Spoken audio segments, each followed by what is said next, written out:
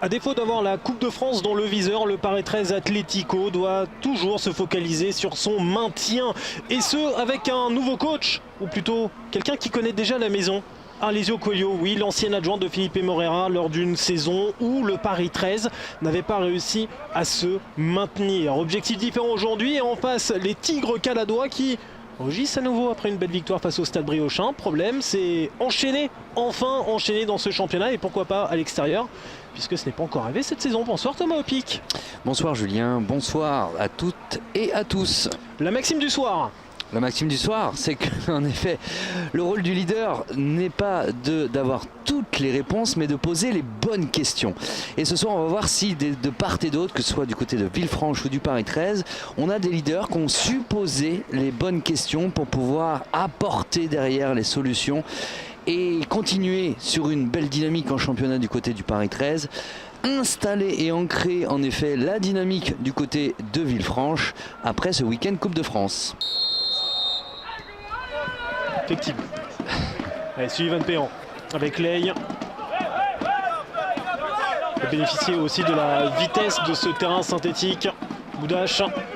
Avec des joueurs comme ça, un petit gabarit explosif vif qui peuvent jouer à l'intérieur du jeu, c'est intéressant hein, ce qui est proposé d'entrée de jeu. Louzif, ancien pensionnaire de la maison, 2 buts en national avec le Paris 13 Atlético.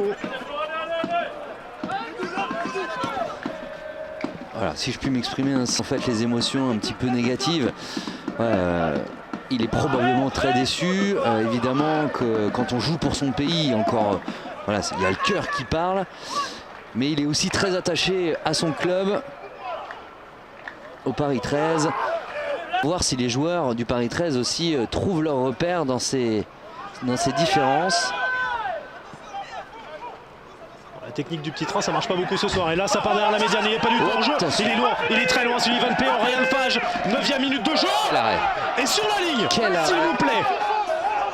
Quel arrêt, mais surtout, quelle justesse dans l'appréciation tactique. Il recule. On le voit. Il faut de l'audace aussi pour des sorties de balles comme celle-ci. Très bien joué de la part de Nathan de Coquet, l'ancien boulonnais, pour tenter la frappe juste à côté du but de Germain Salou. Ça, c'est l'audace qu'on attend aussi sur des contres. Et il n'en a pas fallu beaucoup. Et le Puy qui a annoncé cette semaine un pas supplémentaire dans la professionnalisation du club avec une vraie entité professionnelle, nouvelle société pour l'équipe première, pour le groupe pro en vue de la future Ligue 3. Attention à cette façon très manquée. Sullivan Péan sans faute. Et Sim Florent Delato Asina. Théo Castro qui arrive à toute berzingue ou presque. Attention à ne pas prendre des cartons bêtes parce que les Parisiens en prennent quand même pas mal des cartons comme ça. Minute de jeu. Pied droit pour le défenseur, pied gauche pour le milieu. C'est pied droit du défenseur et c'est juste à côté avec la complicité du poteau. Malheureux sur le coup, mais vraiment à quelques centimètres de nous sortir l'un des buts de l'année. Pas de but en première période, mais il y a quand même des occasions, beaucoup d'occasions dans ce Paris 13 Atlético FC Villefranche-Beaujolais. Il suffit de convertir désormais. Alors nuançons quand même mon cher Julien, beaucoup, c'est-à-dire que dans une certaine période il y en a eu, en effet ça s'est multiplié, malgré tout ça s'est un petit peu calmé hein, dans les derniers instants, dans le dernier quart d'heure, et ça part tambour battant du côté avec des Parisiens. Péan qui peut encore intervenir au niveau de sa ligne, sacrée rencontre quand même pour Sullivan Péan ce soir, absolument omniprésent Louzif pour ressortir ce ballon. Ouais, ça c'est très bien joué là cette ouverture. Ryan Fage. Sur le pied droit pour centrer et conclure. Après le rush de Siro Cissé côté gauche, Ryan Fage à l'arrivée dans cette surface de réparation, transpercer la défense caladoise sur un rush d'une simplicité absolue. Siro Cissé à gauche déborde, on voit Fage ensuite arriver, on l'annonce un peu en avance parce qu'on a senti ce coup-là, tout comme lui. 1-0, 53e minute, Thomas Opic. Ouais, et puis quel enchaînement, hein. C'est la vivacité, la vitesse d'enchaînement des deux pieds de Ryan Fage qui fait la différence. Il est en vue ce soir, on l'a vu provoquer, on l'a vu percuter, on l'a vu très présent, gros volume de jeu pour Ryan Fage ce soir, il est récompensé.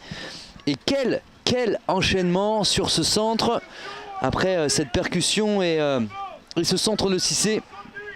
En tout cas, c'est totalement mérité pour les Parisiens. On n'hésitera pas à vous le remettre, bien sûr. Et pour le moment, vraie occasion là pour le crochet, la frappe et encore l'arrêt de Sullivan Péan. 61e minute de jeu, 1-0 pour le Paris 13 qui pousse vers le break et qui va peut-être pouvoir pousser avec Thiago Castro et ce ballon piqué. Relais qui n'a pas pu être pris en revanche dans la surface de réparation par Cheikh Traoré. On est bien d'accord sur cet aspect-là et ce point. Thomas pour son premier ballon, récupération Témanfo. Ça au moins. Et là, il a la bonne idée de ne pas mettre dans le cadre. Ballon. De Coquet. Pied droit, centre intéressant, mal repoussé par Germain Sanou. On va dire le commentateur, pas trop mal géré, dira l'ancien gardien. Tirer fort, plutôt mettre de l'impact dans sa frappe. Ouedraogo au second ballon, et y aura-t-il un petit coup à jouer quand même pour Thomas et ses partenaires? Ah, heureusement qu'il y a les armes. Est-ce que Ouedraogo obtiendra quelque chose? Non, et ça sent la victoire maintenant qui se rapproche pour les Parisiens. Ce serait une 3e victoire consécutive à domicile dans le national, leur meilleure série dans leur histoire, dans leur antre de Boutroux ou Pelé, non confondus, même Charletti inclus. Et c'est sur ça qu'on va se quitter ce soir après un petit match mais grand résultat pour le Paris 13 Atlético, peu importe la manière pourvu que le score final soit le bon, et 1-0 pour Paris 13 c'est bon. En revanche pour les Tigres caladois il va falloir revenir en 2026 pour espérer trouver trace d'une victoire, eux qui n'arrivent toujours pas à enchaîner et à prendre des points, des résultats, de la continuité loin de leur base. Pour moi ce soir il y a 2 hommes du match. Un, c'est Ryan Fage qui par son mouvement, qui par son activité, qui par sa justesse technique et par cet enchaînement sur l'ouverture du score, sur ce seul et unique but ce soir. Il y a Ryan Fage et il y a pour moi en effet l'état d'esprit défensif et le bloc défensif des Parisiens.